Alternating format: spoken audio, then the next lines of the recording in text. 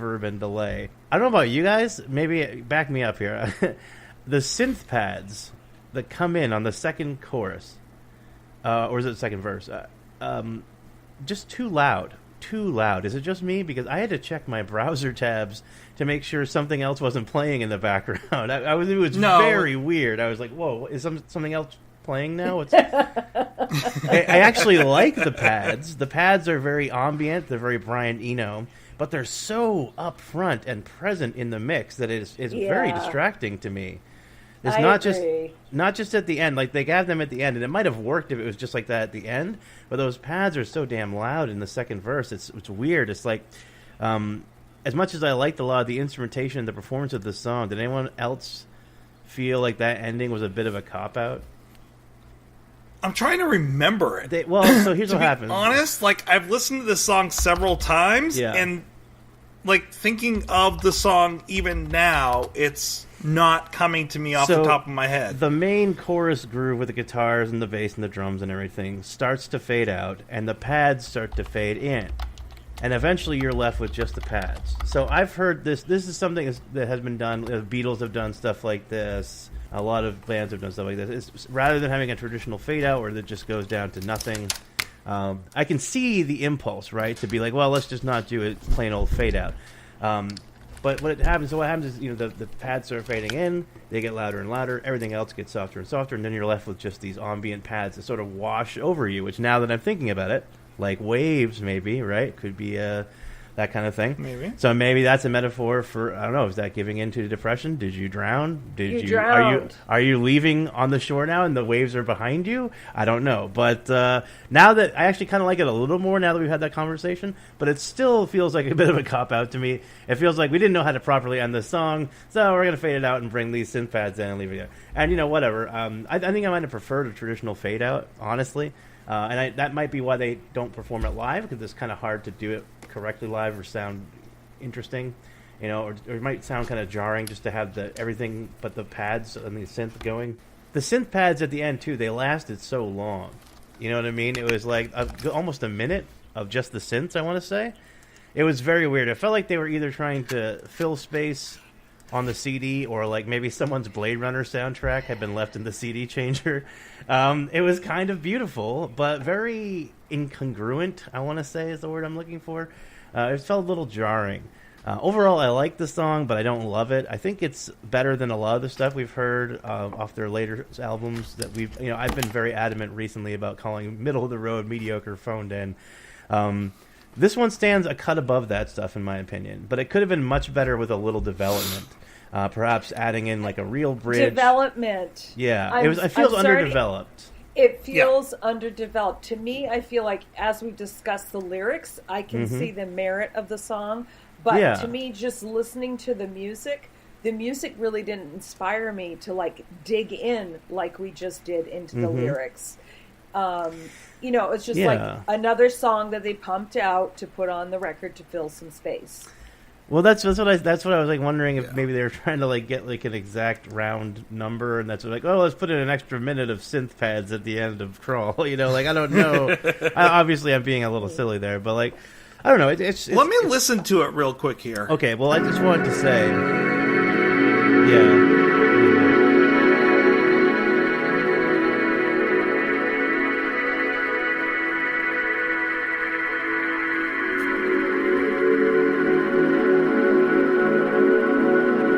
I think if they added like a real bridge, if they toned down those synth pads in the second chorus, maybe even toned them down a little at the end and fading out the instrumentation, the main instrumentation, a little less abruptly and not just sitting on those pads for so long at the very end, it could have been a little bit better of a tune. But I mean, I think they're definitely trying to say something with that there. I almost feel like, once again, they're trying to drive home that depression feel. Like, re-listening to it now, like, I get that feeling of... It's that feeling of not floating, but you feel immersed in water. It's like that feeling of kind of water is kind of enveloping you. You're not in danger of drowning at that point, but you're not safe. You're not feeling great either. So it's definitely almost like that coming out of the depression, possibly a little bit feel, but you're not Like, I wouldn't say that sound and that set of sounds makes me feel safe or energetic or feel like I'm succeeding. It doesn't feel like I'm flying.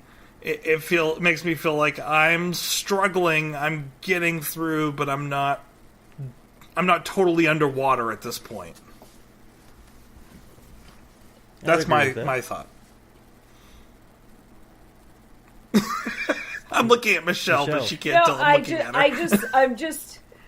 I see what you're saying for sure, and I feel like as we keep talking about the song, it just feels like this song actually has a lot of potential, but it feels like they took it out of the oven too soon. Yes. They left their cake out in the rain. The cookie, yes. Oh my God, MacArthur Park. I was gonna say their cookies are a little soft in the middle, and not necessarily in a good way, just a little too soft. It just feels like another song that they pumped out to put on the record. You know what I mean? And I just think it could have been listening, something really great. Yes, especially after we got dug into the lyrics. Like, there's really stuff here, and it could have been. I don't know. It is what it is. I get what you're saying, Tracy, too. Or maybe they were pressured. Maybe they were under pressure to get the album out by a certain date, and they were just like, ding, yeah, ding, that's ding, good ding, enough. ding. Just put it on. Ding, ding, Yes, ding, ding, ding, ding. exactly. Just because, like, I listen to the other songs that are on this record, you know, and so we have, like, Gonna Walk, you have Best Damn Friend. They're very upbeat, happy for the most part, most of the songs that are on here, Daydreaming. Mm-hmm. So, and then you have this song, which is, it's kind of morose. It's not down, not depressed, but it's definitely a morose song. And it doesn't match up with some of the other songs that are on this album. And it finishes off the album, which is a really weird tone to, like, this. You're talking about that synth at the end. Yeah. That finishes the album. Well, that's okay. I'm glad you brought that back up, Tracy. Thank you, because I did, when you had mentioned this was the closer to the album. I don't mind that as much, because now it's more of a thematic puzzle piece, and I guess that's one kind of sort of I'm looking for downside. I guess I wanted to artfully phrase it, more artfully phrase that. But one of the negatives of us using this format is I have not heard most of these albums, you know, cover to cover. I am experiencing them scattershot all over the map, one song at a time from different eras. So, you know, maybe at the end of this adventure, I'll go and just listen to them all, you know, from beginning to end, because I am a firm proponent of concept albums, theme albums. Pink Floyd's like one of my favorite bands ever. Radiohead's one of my favorite bands ever. Muse. I love Queen. You know, I love all of these bands that like to have like a theme for the album, have almost like a rock opera, you know, there's like thematic elements. And I don't know how much is present in these albums, because it's hard for me to keep the thread going from one song to the next. And sometimes I hear the last song of the album first, or like a middle song. So I guess maybe if I heard this album all the way through, and if there was a progression, like what you're talking about, Tracy, if there was a progression, a thematic progression from like one place to another, maybe that would make a little more sense. And maybe the ending of this song is it's less the ending of this song as it is the ending of the album. And maybe the song is where it is to kind of say like, hey, we know sometimes life can be hard. We've been there. I've felt this. This is my metaphor. This is how I think of it, and this is how I get through. This is how it feels for me. That's pretty powerful, and that could be something. I worry that because I'm not hearing it in the context of the album as a whole, I might be missing out on a piece of that. So, if somebody wants to email us and give their own spin, especially, you know, guys, BNL, we know you listen. We know you want to be on the show. Come talk to us about it. Yeah, Ed, Kevin, come on, everybody, Tyler. We'd love to have you on. Yeah, yeah. Yeah. So I mean, maybe, you know, I'm certainly fallible, in spite of rumors to the contrary. So, you know, if I have missed something here, I would love to hear about it. Or if somebody has another theory or something, we'd love to hear from you. So write to us at barenakedabcs@gmail.com. And when we finish off with the whys, I'd like to have us each listen to the album all the way through, and then reorganize. And I'll give you a list at that time of all the B-sides and backup songs that they had at that time, and reorganize the albums as we think that they should have been. Okay, I like that idea. But that's a long ways down the road. Yeah, so. obviously. And I figured it would be best to do that after we've heard all the songs. Yes. Yes. So why don't I, unless you have some more to add there, Michelle, why don't I send it over to you? Okay, so for ratings, now I picked the topic after listening to it a couple of times, and the only word that really stood out to me was butterflies. Like, that's the only thing that stood out, and I'm like, this is, like, nothing really meshed listening to it. It just, I think there wasn't really enough emotion in it for me, even though I was looking at the lyrics. How many strokes? Oh, there we go. We could change it. I did have butterflies, but we'll change it to strokes. So I gave it, after our discussion, I, like Aaron, raised my score just a tad. I started at the 2.5 because that's middle. That's the middle, and it was fine. I didn't love it. I didn't hate it. But I've upped my score to 2.75 strokes. So, Aaron, how about you? What is your score? We are, as we usually are, Michelle, very, very close in our ratings here. I initially was going to go for like 2.75 or so, and I raised mine ever so slightly. I raised it up to 2.9, but then I was thinking about it just underneath that. So I'm going to go and give Crawl 2.85 butterflies out of 5, or 2.85 strokes out of 5. I do recommend let's call it butterfly strokes. Butterfly strokes. There you go. We'll compromise.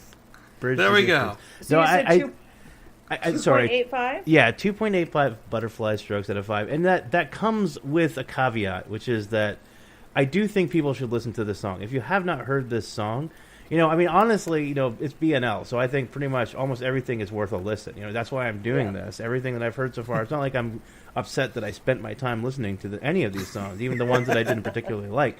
That's not what your email last week said to me, Aaron.